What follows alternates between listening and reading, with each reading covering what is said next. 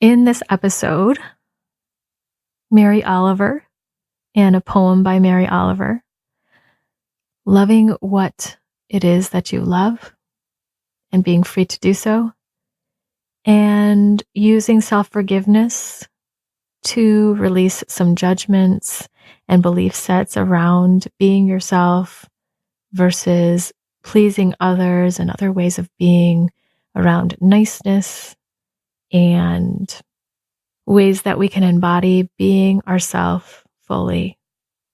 Also, a little bit about how immigration in my ancestry and past life experiences have conditioned me to please others. Hello and welcome. You're listening to the Embody podcast, a show about remembering and embodying your true nature, inner wisdom, embodied healing, and self-love. My name is Candice Wu, and I'm a holistic healing facilitator, intuitive coach, and artist sharing my personal journey of vulnerability, offering meditations and guided healing support, and having co-creative conversations with healers and wellness practitioners from all over the world. This episode is sponsored by something that I love, which is the Embodied Healing Group that happens once a month. And if you want a little bit more soul support, body support, energetic support, if you want or need a compassionate space to do some healing work within a group that allows relating to one another and connection, as well as working with me in the many different ways that I do work with people, check the group out. It's at candicewu.com/support. So I'm going to start off today with a poem by Mary Oliver, and this poem is called Wild Geese. Many of you probably know this poem, and I want to send a shout out to Kristen Donigan, who is a physician at the Raby Institute, for sending me this link. It's a SoundCloud link of David White, who's another poet, reading Mary Oliver's poetry and talking about it so passionately.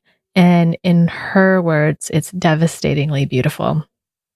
So thank you, Kristen, for reminding me of Mary Oliver's poetry and for bringing me such an important message right now that just really touches me and has also touched several of my clients since I've received it and listened to it, which is only like yesterday. Well, yesterday at the time of this recording. So I'm sending my gratitude to you, Kristen. Thank you so much for listening to the podcast, for connecting with me, and also sharing this awesome reading by David White and commentary by him of Mary Oliver's poetry, which I'll link in the show notes. So here is Mary's poem, Wild Geese. You do not have to be good.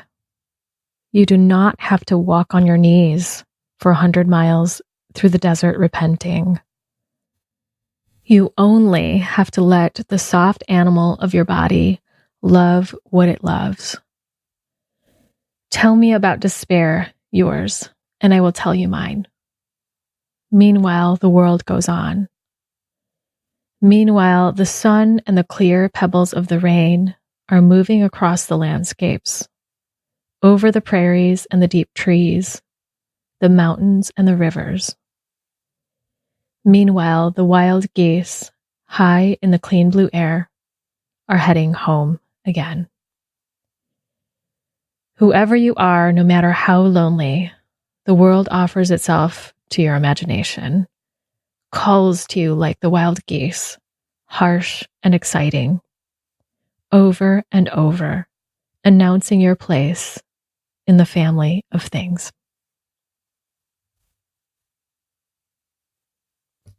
This is coming to me at a time where I'm noticing the next level of the subtle way in which I try to please people, and I may make things sound prettier or try to make what I want to say come out in a pretty way or in a way that is accessible to everybody. Like, I want everybody to like me, and it's really not possible. And by admitting that, it's also admitting that there are people that I don't like or want to be around. Not that I don't respect them, or maybe I don't respect them, but it's a reality that there are people we are attracted to and people we are not wanting to be near. And sometimes those are lessons to us that if we stay, we'll learn something more, or we'll discover something different. And other times it's important to trust what our body wisdom and what our intuition tells us about where we need to be and who we need to be around. And it gives us the freedom to not like everybody when we accept that not everyone likes us and that that's okay. Well, of course, I logically know all that, and there's still parts of me that just have been conditioned over years and years and years, maybe even lifetimes. And I see it in some people in my family system, in my ancestry, that act in certain ways so that others can like them. Particularly, I noticed that in my father, that he can feel anxious and begin to make himself seem happy and charming to the world and make things sound nice and good. And yet there's a whole other part of him that he may be blocking off or denying or not acknowledging and feeling. And it seems hard for him at times to just settle into his body and be present without making everything feel good, and maybe a false good. And I want to just respect that right now, because I think that's part of what has made our family survive, and perhaps shows in ways how he survived his own experience. And maybe people in my ancestry on his side of the family have survived life in general for different reasons. And what I mean is that, particularly with my father and mother, they both immigrated from Hong Kong to the United States when they were 17. And they met when they were 21. My mom's English was not that great, and my father's was better. My father, in large part, became the interface between our family and America. So between his parents and siblings and the United States, because my grandparents didn't speak English, and for my primary family, where he was the person that was out in the world making more money and being an engineer. He did really well in terms of using his social skills, his language skills, and making people feel good in a way like a salesperson, but someone that gives others confidence about his work and about what their projects are. He succeeded so much at that. And like him and many other immigrant families, the generation that comes over to a new place, at least in those times where racism and being prejudiced and possibly hurt or imprisoned could be a reality. And it still is possible now. It's still happening in many places, including here, painfully so. But when it was even more of a risk, that those people that made their journey into a new land had to learn to be like other people and to smile and to be what others wanted them to be, to fit in and belong so that the family could survive. We may know that as assimilation, and that experience can be passed down in the ancestry. And I feel I've inherited some of that experience, where some part of me believes that I need to be a certain way and pleasing to others in order to fit in and belong and be accepted, be successful, be liked. And of course, if you've been listening to the podcast, there are many ways that I've talked about my young life, my childhood experiences that also contribute to that. And tack on some past life experiences where I've been a witch and whipped and burned and my leg cut off because of my gifts and the fears of other people about my gifts, and having to do things to survive. So just looking at the ways in which I can still try to please people and how deeply that's ingrained, and stepping into a next level of moving into a different paradigm, another paradigm where I'm just me, and there's a deeper, fuller acceptance from within myself that asks less of other people around me to accept me in order to feel okay. And I can hear it in my voice. You might hear it too over time on the podcast that slowly happened. In the beginning, I was a little nervous and not sure how this was going to be received by myself and by other people. And over time, I've built more confidence and loving in myself that I accept myself more deeply. Luckily, I have a friend that went to grad school with me, and she and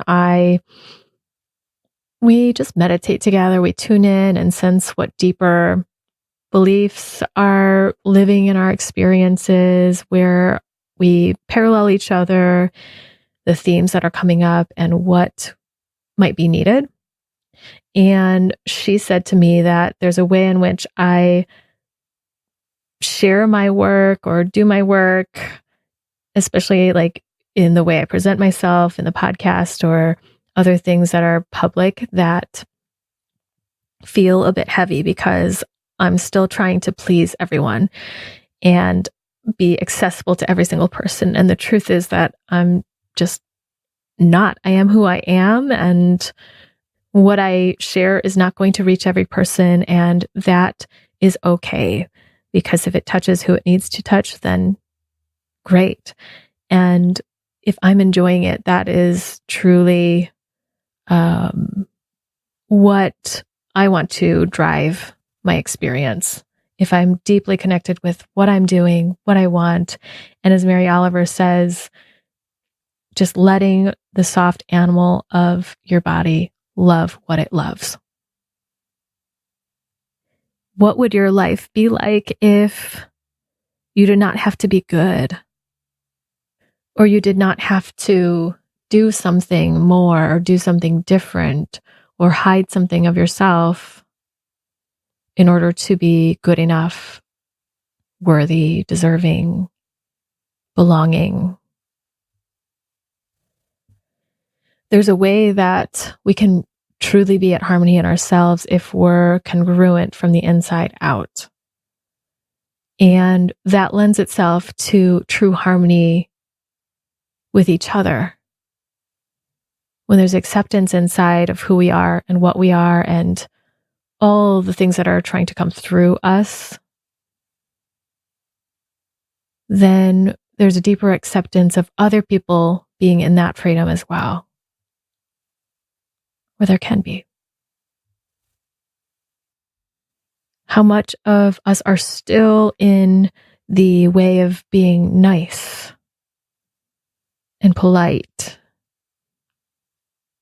or making peace, and where the reality of that is actually deception, disingenuousness, and not peace, but keeping things underneath the surface so that they just don't show up, so that we protect ourselves. So yeah, I'm calling myself to the table on one hand, but calling myself to the table with more loving.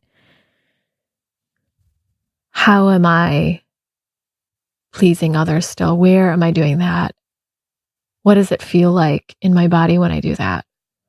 What does it feel like when I'm just true to myself and say things just as they are, just as they want to come through? And what am I so afraid of if I actually just do that? Sometimes I'm afraid that my words will be too sharp, that I'll come on too strong, or I'll be too much.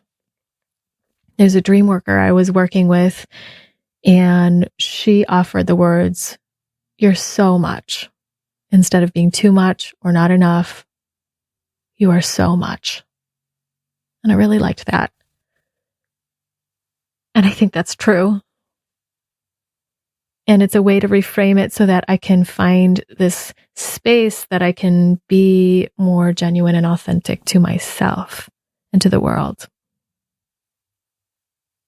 So if I'm sharp, what's going to happen?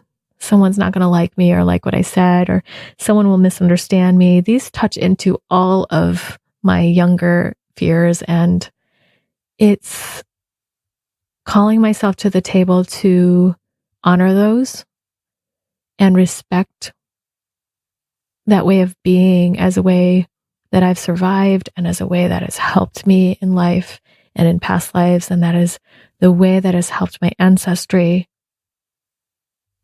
and the people, especially that came here to start a new life. And it's safe now. It's safe now to be myself and not do the pleasing like I did once before. It's safe now that not everyone likes me. No one's going to kill me. At least I hope. I mean, that is still possible in the world, but not as likely. And if you look at yourself, are there ways that you are giving your energy away? Are there ways that you find that your power is outside of you in terms of needing someone else to validate you or give you something that you think is outside of you, some belonging and some worthiness or some love or achievement, rather than feeling deeper and cultivating your own power even more? And how do we do that? How do we embody that? It's not just words, as this whole podcast is about. It's about cultivating any sense of yourself that has felt like yourself. There are 2 experientials that I focus on that, and one's in the alignment podcast at candice.com/alignment. It's resourcing a feeling and a way of being that you desire to be. And in the podcast at candice.com/overwhelm, where we tune into times that you felt like yourself, the more we can touch into those times and let our body feel aligned with them, resonate with them, and in that safety, the more that builds up. The more that our nervous system and body says, oh, I know how to do that, and it's safe to do that, and I can be in that space. And also looking at the fears and releasing the fears. Releasing the beliefs that aren't true. So here is my self-forgiveness for today. And I'm just tuning into this now and seeing what words want to come through. I've not pre-written this at all, so let's tune in here together. And you can also, if you want, tune into any beliefs or ways of being that you want self-forgiveness around and to release judgments around. And let's do that together.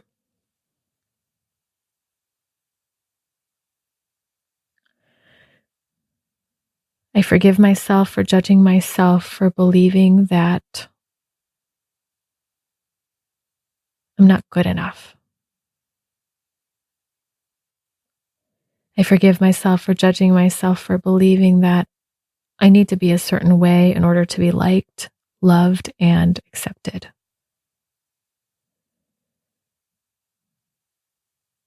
I forgive myself for judging myself for believing that I need to say things in a nice way, or else I'm selfish, rude, or a bitch.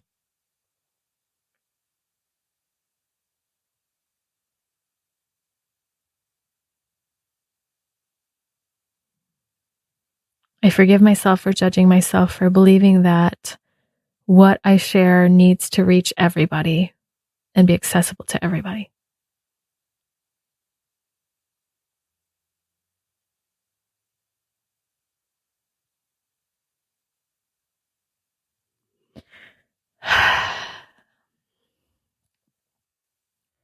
So I'm just letting those move through my body. They're not very intense right now.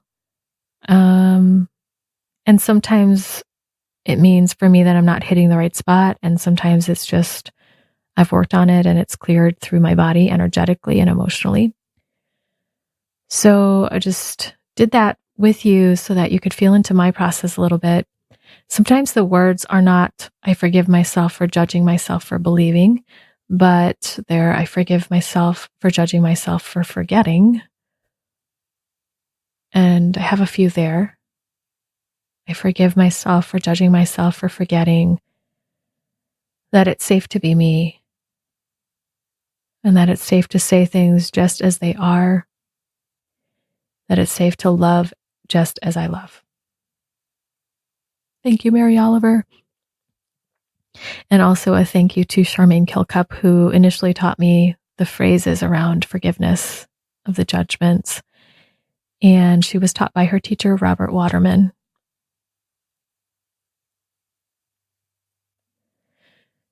You can also phrase things in terms of, I forgive myself for judging myself for all the times and places that I, and fill in the blank, that I was not myself, or that I pretended to be somebody else, or that I sugarcoated and glossed what I wanted to say, or changed what I had to say for someone else.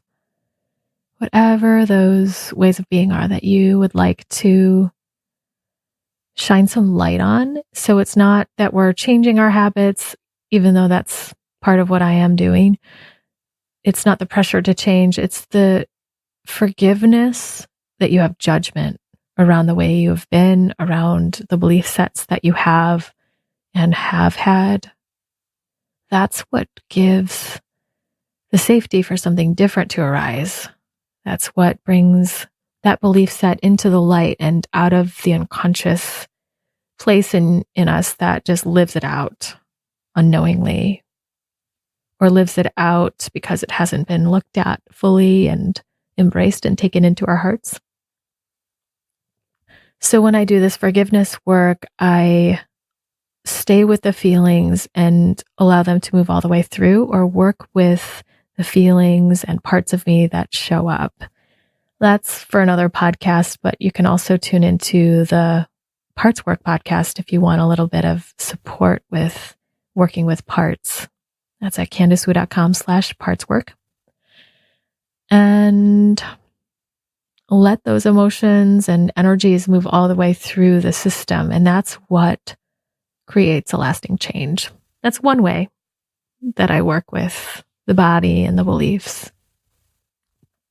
So as I come back to Mary Oliver, you do not have to be good, and you do not have to walk on your knees for 100 miles through the desert repenting. This is my favorite line. You only have to let the soft animal of your body love what it loves.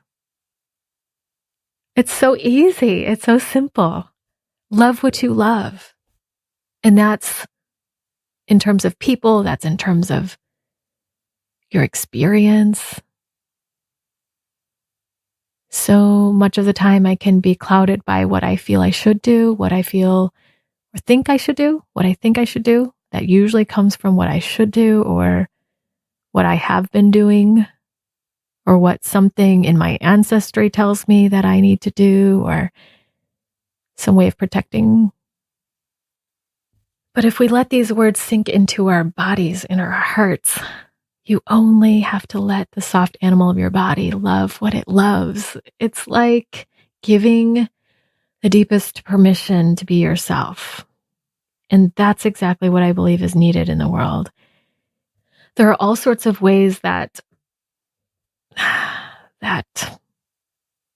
things can be helpful, but when they're really, really, really resonant with the energy of loving what one loves, we feel it. Like I can feel that in Mary Oliver's poetry. There's a deep, deep resonance that vibrates through my resonance, which is like the universal energy that's in all of us, that's in you and me. It's that remembering, coming back to the wholeness. And that wholeness can save lives. That wholeness can show someone else that there's a way to just love what you love and be you. And that is incredible harmony. We won't need war if we can just be ourselves.